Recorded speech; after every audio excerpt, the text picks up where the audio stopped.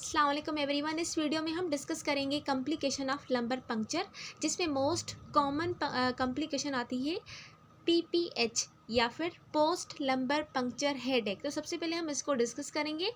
तो post lumbar puncture headache mild भी हो सकता है, सिवियर भी हो सकता है। यानी सिंपल इसका मतलब क्या है, जब आप लंबर पंक्चर का प्रोसीजर कर रहे हैं, प्रोसीजर के बाद में उस पेशेंट को अगर हेडेक हो रहा है तो इसको हम बोलते हैं पोस्ट लंबर पंक्चर हेडेक। अब ये हेडेक कुछ घंटों के बाद भी हो सकता है या फिर कुछ दिनों के बाद भी हो सकता है आफ्टर प्रोसीजर। अब ये मोस्ट कॉमन कॉम्प्लिकेशन है किसकी, लंबर पंक्चर की। मोस्टली ये अगर होता है 15 to 30% ऑफ पेशेंट। ठीक है, अभी तक जो उसका परसेंटेज है वो 15 से 30% तक पेशेंट्स में होता है। और also it is a throbbing by frontal और ओसिपिटल हेडेक। थ्रोबिंग, ठीक है, ये टाइप है पेन का। और उसके अलावा बाय फ्रंटल और ओसिपिटल हेडेक हो सकता है, जिसमें डल और डीप कैरेक्टर होता है पेन का आपको। ओके, मोस्टली अगर सिवियर इसमें हेडेक हो तो वो सिटिंग या फिर स्टैंडिंग वाली पोजीशन में होता है, but it can be lessen और disappear when the patient lies down. जब वो पेशेंट इसको फॉर एग्जांपल हेडेक है, पोस्ट लंबर पंक्चर हेडेक है, तो अगर वो बैठेगा या फिर खड़ा होगा तो उसका जो हेडेक है वो इंक्रीज़ हो सकता है, लेकिन उसका डिक्रीज़ और डिसअपियर भी हो सकता है जब वो पेशेंट लाइज डाउन करे। ओके, अब देखेंगे कि क्यों होता है हेडेक। बेसिकली हेडेक इसीलिए होता है क्योंकि वहाँ पर सेरिब्रो स्पाइनल फ्लूइड की लीकेज होती है। कहाँ पर, पंक्चर वाली साइड पर। यानी जिससे जहाँ पर थोड़ी देर पहले आपने पंक्चर किया था उस एरिया से अब सेरिब्रो स्पाइनल फ्लूइड की लीकेज हो रही है। तो ये ही लीकेज मेन काज है हेडेक का। तो कंटिन्यूअसली क्या होता है, जो फ्लूइड होता है वो इस्केप करता है इनटू टिश्यूज़ में by way of the needle track. यानी जो नीडल का ट्रैक्ट है, जहाँ से आपने उस नीडल को इंसर्ट किया था, उसी नीडल ट्रैक्ट को फॉलो करते हुए जो फ्लूइड है वो कंटिन्यूअसली टिश्यूज़ में इस्केप करता रहता है फ्रॉम स्पाइनल केनाल। उसके बाद प्रोमोटली ये क्या करता है, एब्जॉर्ब हो जाता है by lymphatics. As a result, इसके रिजल्ट में क्या होता है, जैसे जैसे सेरिब्रो स्पाइनल फ्लूइड की लीकेज होती है तो जो सेरिब्रो स्पाइनल फ्लूइड क्रेनियम तक जाता है वो कम हो जाता है। अब जब सेरिब्रो स्पाइनल फ्लूइड ब्रेन में इनसफिशेंट है तो उसकी वजह से ब्रेन की जो भी मैकेनिकल स्टेबलाइजेशन है वो प्रॉपर मेंटेन नहीं होगी। ठीक है, इसके बाद क्या होगा, जो सेरिब्रो स्पाइनल फ्लूइड की लीकेज है, जब वो पेशेंट अपराइट पोजीशन में होता है तब वो ब्रेन को सेटल डाउन कर सकते हैं। क्योंकि हमें पता है सेरिब्रो स्पाइनल फ्लूइड जब कम होगा तो इंट्राक्रैनियल प्रेशर कम हो सकता है। ठीक है, जिसकी वजह से क्या होगा, जो ब्रेन है वो नीचे की तरफ डाउनवर्ड हर्निएट होगा। इससे क्या होगा, जब वो नीचे की तरफ हर्निएट हो जाएगा या फिर डाउनवर्ड हो जाएगा तो वहाँ पर एक टेंशन प्रोड्यूस होगी और वहाँ पर स्ट्रेचिंग प्रोड्यूस होगी। किस में प्रोड्यूस होगी, वेनस साइनसिस। और उसके अलावा जो पेन सेंसिटिव स्ट्रक्चर प्रेजेंट होते हैं हमारे ब्रेन में, वहाँ पे उनकी स्ट्रेचिंग होगी और उनमें टेंशन प्रोड्यूस होगी। जब टेंशन और स्ट्रेचिंग प्रोड्यूस होगी तो वहाँ पे पेन सेंसिटिव स्ट्रक्चर जो है वो सेंस कर लेंगे पेन को, जिसके बाद बहुत ज़्यादा आपके हेड में एक होगा या फिर पेन होगा। अब ये ट्रैक्शन और पेन कम भी हो सकता है जब जो लीकेज है वो रिड्यूस हो। अब लीकेज किस तरह से रिड्यूस हो सकती है, आपने उस पेशेंट को लाइज डाउन करवा देना है। ठीक है, लंबे अरसे तक उसको स्टैंड अप नहीं करवाना, ना ही उसको अपराइट पोजीशन में बिठाना है, उसको आपने सिंपली लाई डाउन करवाना है। इसकी वजह से क्या होगा, जो सेरिब्रो स्पाइनल फ्लूइड की लीकेज है वो कम होगी। जब लीकेज कम होगी तो ट्रैक्शन और पेन कम हो जाएगा ब्रेन से। अगर आप चाहते हैं कि पोस्ट लंबर पंक्चर हेडेक नहीं हो तो उसके लिए आपने स्मॉल गेज वाली नीडल से अवॉइड करना है। अब ये स्मॉल गेज की नीडल क्या है, बेसिकली यहाँ पर इसका एक डायग्राम है, कहाँ गया, ओके, तो डायग्राम तो आई थिंक बढ़ गया, यानी आई थिंक सॉरी डिलीट हो गया यहाँ से। तो कोई नहीं, मैं आपको समझा लेती हूँ। स्मॉल गेज वाली जो नीडल्स होती है उनका जो डायामीटर होता है वो बड़ा होता है। अब जितना बड़ा होगा उतनी ज़्यादा वो फाइबर्स को कट करेगा, क्योंकि हमें पता है कि जो नीडल्स होती हैं उनकी जो एज होती है, ठीक है, एंड सॉरी वो क्या होती है, शार्प होती है, इसीलिए तो वो अंदर तेज़ी से जो है ना स्किन को वगैरह को क्रॉस कर लेती हैं। ठीक है, अगर उनकी गेज गेज को हम सिंपली उसका नंबर भी बोलते हैं, जितना नंबर कम होगा उतना उस नीडल का जो डायामीटर है वो ज़्यादा होगा, और हमें ज़्यादा डायामीटर वाली नीडल नहीं चाहिए, क्योंकि वो क्या करेगी, ज़्यादा फाइबर्स को रप्चर करेगी। फाइबर्स ज़्यादा रप्चर होंगी तो उससे क्या होगा, सेरिब्रोस्पाइनल फ्लूइड की लीकेज इंक्रीज़ होगी। इसीलिए हमें यहाँ पर जो स्मॉल गेज नहीं, जो लार्ज गेज वाली है, जैसे कि इसका एग्जांपल, बेस्ट एग्जांपल है 25 गेज, 26 गेज और 27 गेज। 27 लास्ट है। ये क्या है, इनका जो डायामीटर रहता है वो बहुत बहुत नेरो होता है, जिससे क्या होता है, ये जो स्पाइनल जो फाइबर्स होती हैं वो कम रप्चर होती हैं। जब वो रप्चर कम होगी तो क्या होगा, वहाँ से सेरिब्रोस्पाइनल फ्लूइड की लीकेज भी कम हो जाएगी। ओके, तो इसीलिए आपने हेडेक को प्रिवेंट करने के लिए स्मॉल गेज से अवॉइड करना है। आपने हमेशा लार्ज गेज वाली नीडल को यूज़ करना है to prevent post lumbar puncture headache. और if the patient remain prone after the position, अगर आपका जो पेशेंट है वो प्रोन पोजीशन में है प्रोसीजर के बाद, तो उससे भी क्या हो सकता है, उसको हेडेक हो सकता है, तो उसको अपने प्रोन पोजीशन में नहीं रखना। उसके बाद इसका दूसरा काज क्या हो सकता है, when a large volume of fluid more than 20 ml। अब आपने 20 ml, ये एक ज़्यादा अमाउंट है फ्लूइड का, अगर इतना अमाउंट आपने निकाल दिया है सेरिब्रोस्पाइनल फ्लूइड का, तो इसकी वजह से भी हो सकता है।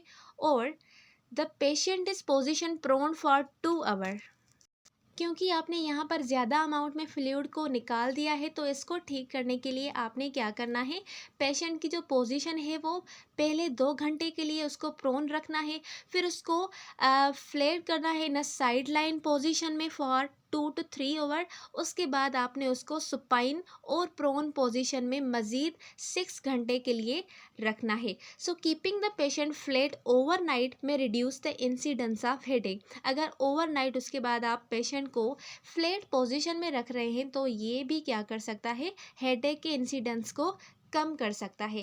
So the post puncture headache is usually manage by bed rest, analgesic agents and hydration.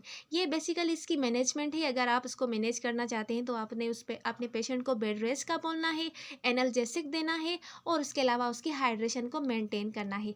तो ये सिंपली इसकी है मैनेजमेंट।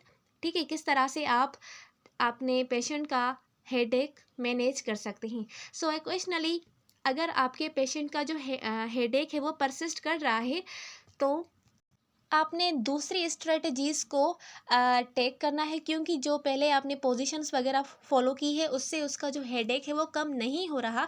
तो उसके बाद आप क्या करेंगे, एपिड्यूरल ब्लड पैच टेक्निक का यूज़ करेंगे। एपिड्यूरल ब्लड पैच एक टेक्निक है जो कि पोस्ट लंबर पंक्चर के हेडेक को रिड्यूस करने में हेल्प करती है। अब इसमें हम क्या करेंगे, बेसिकली इस टेक्निक में हम ब्लड को विथड्रॉ करते हैं एंटी क्यूबिटल वेन से। ठीक है, एंटी क्यूबिटल वेन से हम ब्लड को विथड्रॉ करके उसको एपिड्यूरल स्पेस में इंजेक्ट करते हैं यूजुअली। यानी जिस एरिया पे आपने प्रीवियसली स्पाइनल पंक्चर किया था, आपको पता तो होगा ना, क्योंकि वहाँ पर जहाँ पर आप नीडल लगाते हैं तो वहाँ पर थोड़ा सा जो है ना होल आपको निशान मिलता है। तो उसी निशान पर, उसी साइट पर आपने क्या करना है, एंटी क्यूबिटल वेन से ब्लड को विथड्रॉ करके वहाँ पे आपने इंजेक्ट करना है। और इंजेक्ट कहाँ करना है, सब एरिकनॉइड स्पेस में नहीं करना, क्योंकि वहाँ से क्या होगा, जो आपका ब्लड है वो तो सेरिब्रोस्पाइनल फ्लूइड में जाएगा। ठीक है, लेकिन सेरिब्रोस्पाइनल फ्लूइड में ब्लड नहीं जाना चाहिए। तो इसीलिए आप क्या करेंगे, वहाँ पे जो एपिड्यूरल स्पेस है उस स्पेस में आप ब्लड को इंजेक्ट करेंगे। अब ये ब्लड क्या करेगा, so the rationale is that blood act as gelatinous plug. यहाँ पे जो पंक्चर हुई थी ना साइड, उसको सील करेगा, यानी जो होल हो गया था उस होल को क्या करेगा, सील करेगा कहाँ पर, ड्यूरा में सील करेगा। अब होल बंद हो गया तो जो सेरिब्रोस्पाइनल की फर्दर लीकेज थी वो कम हो जाएगी। तो इस तरह से आप एपिड्यूरल ब्लड पेज टेक्निक को यूज़ करके सेरिब्रोस्पाइनल फ्लूइड की लीकेज को कम कर सकते हैं, क्योंकि हमें पता है कि जो हेडेक होता है वो क्यों होता है, because of the leakage of cerebrospinal fluid.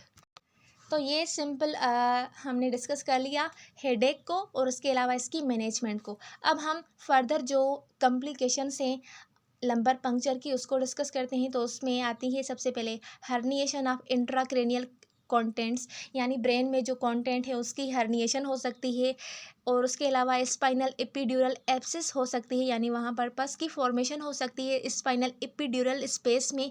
ठीक है, कंटिन्यूसली अगर वहाँ पर ब्लड की लीकेज होगी। अब हमें पता है कि जहाँ पर भी इंजरी होती है तो वहाँ पर क्या होता है, ब्लड सेल्स जाकर वहाँ पे इन्फ्लामेशन प्रोसेस को इनिशिएट करता है। जब इन्फ्लामेटरी प्रोसेस इनिशिएट होगा तो वहाँ पर लड़ाई होगी, जिसकी वजह से क्या होगा, सिंपली वहाँ पर पस की फॉर्मेशन होगी, तो वहाँ पर स्पाइनल एपिड्यूरल एब्सिस हो सकती है। और उसके अलावा स्पाइनल एपिड्यूरल हेमाटोमा हो सकती है, क्योंकि वहाँ पर क्या हुआ है, फाइबर्स की डैमेज हो गई है जहाँ से ब्लड की लीकेज हो सकती है। और हम अगर ब्लड इंटरनली लीकेज हो जाए तो उसको हम बोलते हैं हेमाटोमा। तो स्पाइनल एपिड्यूरल हेमाटोमा होगा। And meningitis are rare but serious complication of lumbar puncture. अगर आप सही से जो स्किन वाली एरिया है उसको डिसइंफेक्ट नहीं कर रहे, या फिर आपने जो आप नीडल यूज़ कर रहे हैं उसको आपने साफ़ नहीं किया, स्टेराइल नहीं किया, तो उसकी वजह से क्या हो सकता है, मेनिंजाइटिस हो सकता है। और जो वहाँ पर एरिया रप्चर हुई थी वहाँ से माइक्रोब्स की एंट्री हो सकती है और वो मेनिंजाइटिस काज कर सकते हैं। मेनिंजाइटिस क्या है, बेसिकली ये लेप्टोमेनिंजिस या फिर जो सेरिब्रोस्पाइनल फ्लूइड है वहाँ पर इन्फ्लामेशन हो सकती है, इसको हम मेनिंजाइटिस बोलते हैं। सिंपली जो मेनिंजिस होती है उसकी इन्फ्लामेशन को हम मेनिंजाइटिस बोलते हैं। तो ये कुछ मोस्ट इम्पॉर्टेंट इसकी कॉम्प्लिकेशंस थी। उसके अलावा इसकी अदर कॉम्प्लिकेशंस भी आ जाती है, जिसमें टेम्पररी वॉइडिंग प्रॉब्लम्स हो सकती है। वॉइडिंग प्रॉब्लम्स क्या है, जिस सिंपली हम जिसको यूरिनेटिंग वाला प्रोसेस है उसमें कॉम्प्लिकेशंस हो सकती है, लेकिन वो टेम्पररी होगी। ठीक है, slight elevation of temperature slightly elevate होगा। उसके अलावा बैक एक हो सकता है, स्पाज़म हो सकते हैं, नेक में स्टिफनेस हो सकती है।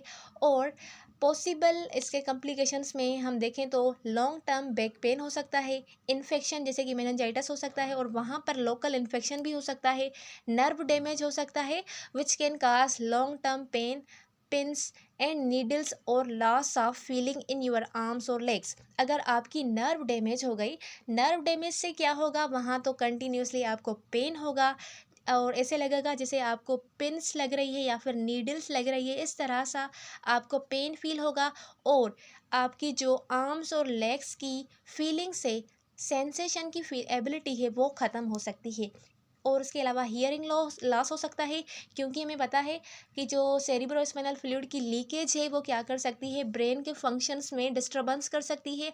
और हमें पता है कि ओसिपिटल लोब्स टेम्पोरल लोब है वो कहाँ पर प्रेजेंट होता है, ब्रेन में प्रेजेंट होता है और उसका काम क्या होता है, हियरिंग को बैलेंस करता है। ठीक है, तो हियरिंग लॉस हो सकता है, डबल विजन्स हो सकती है, क्योंकि ओसिपिटल लोब का काम क्या होता है, विजन्स को मेंटेन करना, और ब्लड क्लॉट्स की फॉर्मेशन उस एरिया में हो सकती है। सो ये सारी कॉम्प्लिकेशंस थी लंबर पंक्चर की प्रोसीजर की। तो थैंक्स फॉर वॉचिंग। अगर आपके पास कोई क्वेरी या फिर कोई क्वेश्चन है तो आप कमेंट सेक्शन में पूछ सकते हैं। सो मिलते हैं अगले वीडियो में, तब तक के लिए अल्लाह हाफिज़।